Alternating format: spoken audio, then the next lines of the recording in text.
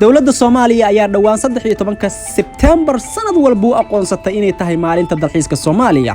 ujeedaduna waxa ay tahay sidii loo dhiirigelin lahaa dalxiiska gudaha ee Soomaaliya isla maalinta sanadkii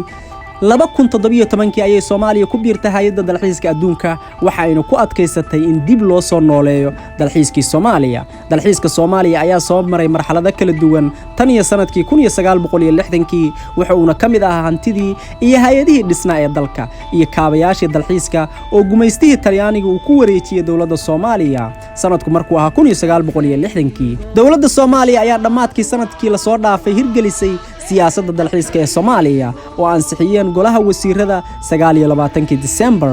inkastoo amni ahaan Soomaaliya wali aanan ka jirin isku haleyn buuxda sidaas oo ay tahay muddooyinkii la soo dhaafay waxa jiray dad iskood isku abaabulay oo dalxiiska Soomaaliya soo bandhiga iyagoo ka faa'iideysanaya cimilada dooga quruxda badan badda xoolaha iyo goobaha kale ee loo dalxiis tagi karo ee dalku ku yaala.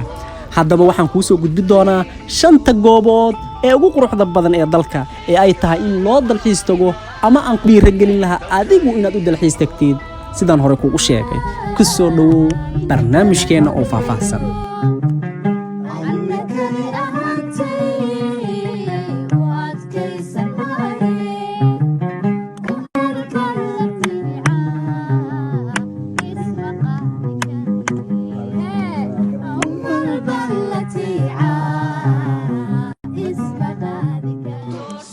Numberka koowaad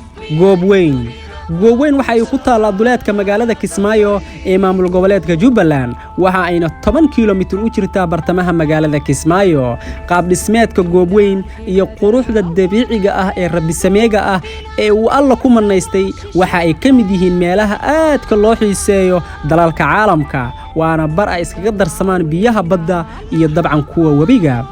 goobtan waxa beero ka samaystay dad beeraley ah waxa ayna leedahay dhir kala duwan maadaama laga heli karo biyaha badda iyo kuwa wabiga. sidoo kale waxay hadda noqoto goob dalxiis oo inta badan dadka taga magaalada Kismaayo ay booqdaan ayna dabcan ku soo galaan sawirro qurux badan una tagaan sidoo kale in la doogsi gaar ahaan halka ay iskaga darsamaan biyaha wabiga Jubba iyo kuwa badweynta Hindiya.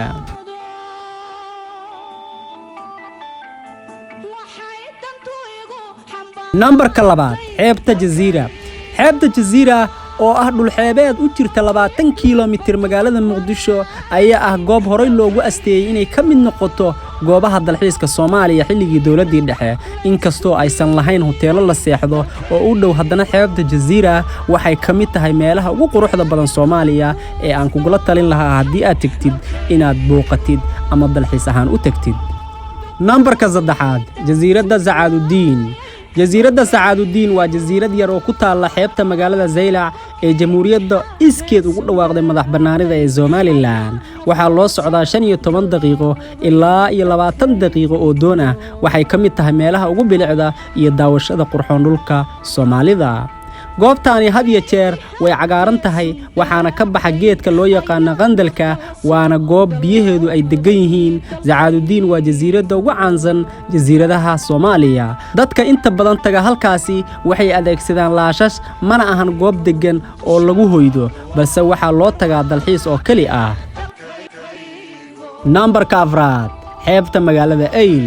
Eyl oo ah magaalo taariikhi ah una jirta 240 kiiloomitir magaalada Garowe ee maamul goboleedka Puntland ayaa caan ku ah buuro iyo dhismooyin taariikhi ah tan iyo Talyaanigii iyo xarumihii saldhigga u ahaa Allah u raxmadeeyo Sayid Maxamed Cabdulla Xasan hogaamiyihii daraawiishta iyo xornimadoonka Soomaaliya oo ay wali dhismooyinkaasi qadiimiga ah ka dhex muuqdaan magaalada bartamaheeda. magaalada waxa kale oo ay leedahay beero iyo xeebo qurxoon waxay sidoo kale leedahay madax lagu kaydiyo ama lagu qurxiyo waxyaabaha gaarka u ah dhaqanka Soomaalida. waxay ka mid tahay goobaha la booqdo ee gudaha dalka. sidoo kale waxa ku yaala dhismo weyn oo uu dhisay Sayid Maxamed Cabdulla Xasan. Numberka 5 magaalada Hobyo waa magaalo xeebeed ka tirsan maamul goboleedka Galmudug waana magaalo aad u qurux badan oo leh dhismooyin taariikhi ah kuwaas oo ku teesan xeebta magaalada. Hobyo waxa u dalxiis taga dad badan oo ka soo safra gobolada dhexe ee dalka waxayna ka mid tahay goobaha ku habboon dalxiiska sida ay sheegtay hay'adda dalxiiska Soomaaliya. goobtan oo aan ula jeedo magaalada Hobyo magaalada kuwa aan dalxiiska waxaa hadda laga wadaa in la casriyeeyo lagana dhiso meelo nasasho iyo maqaayado sida ay sheegeen dadka u ololeeya in la qurxiyo magaaladaasi inkastoo ay jiraan goobo kale oo gudaha dalka loo dalxiis tagi karo haddana waxaa la aaminsan yahay inay jiraan kuwa taariikhi ah oo ay ka mid yihiin kuwa aan hadda kor kugu soo xusay waad ku mahadsantahay daawashada muuqaalkan fadlan haddii uu ku cajabiyo waxaan kaa codsanayaa inaad videoga like dhahdid sidoo kale inaad channelka subscribe dhahdid waad nagu soo biirtid waxay noo tahay dhiirigelin iyo dardar hor alle waad ku mahadsantahay mar kale daawashada muuqaalkan salaamu calaykum